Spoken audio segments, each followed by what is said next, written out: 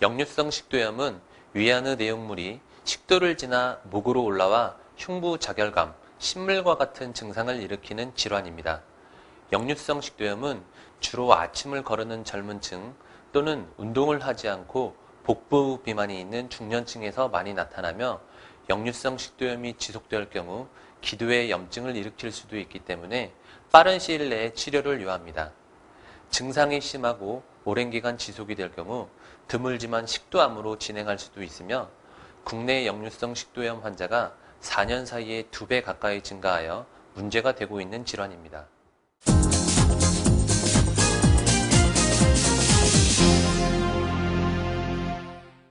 역류성 식도염이 생겼을 경우 다양한 증상이 나타날 수 있습니다. 먼저 명치에 통증이 한 번씩 오거나 가슴이 쓰린 가슴 통증이 나타납니다. 또한 속쓰림 증상이 동반되는데 빈속이 아닌데도 불구하고 속이 쓰리거나 더부룩한 증상이 있는 경우 역류성 식도염을 의심해 볼 수 있습니다. 위산이 역류하여 목에 뭔가 걸린 듯한 이물감이 생기고 만성 기침을 유발할 수도 있으며 유액으로 인해 입안에서 심한 구취가 날 수 있고 입안이 건조하고 텁텁하다고 말씀하시기도 합니다. 이유 없이 신물이 올라오기도 하는데 트림을 했을 경우 씁쓸한 맛이 난다면 역류성 식도염의 가능성이 있습니다.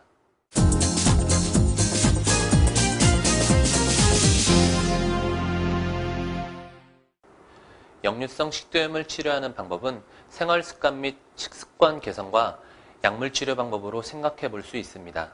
만약 역류성 식도염 증상이 지속되는 경우 수술이나 내시경적 치료 방법을 고려하기도 합니다. 역류성 식도염은 치료제를 복용하는 것도 중요하지만 무엇보다 생활습관 및 식습관 관리를 철저히 하는 것이 중요합니다. 약물 치료 후에도 증상은 완화될 수 있지만 재발이 가능하기 때문입니다.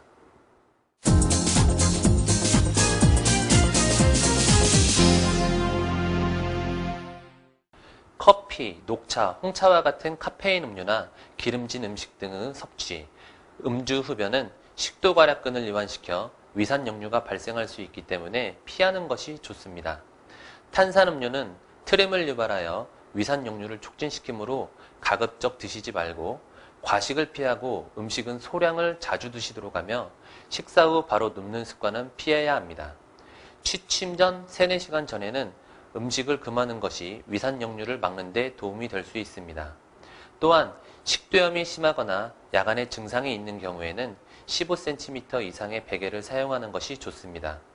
이렇게 생활습관 및 식습관을 개선하고 적당한 운동을 통해 복부 비만을 줄여나간다면 역류성 식도염은 치료와 예방이 가능한 질환입니다.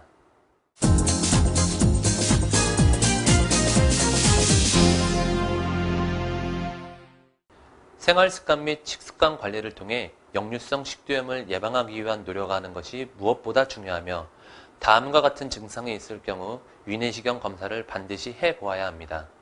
예를 들어 음식을 넘기는 것이 어렵다거나 통증을 동반한 경우, 구토를 하거나 체중 감소가 있다거나 구토를 하거나 변을 보았을 때 피가 보인다거나 배에서 종괴가 만져진다거나 빈혈이 있는 경우에는 내시경 검사를 시행하여 정확한 진단을 받는 것이 중요합니다.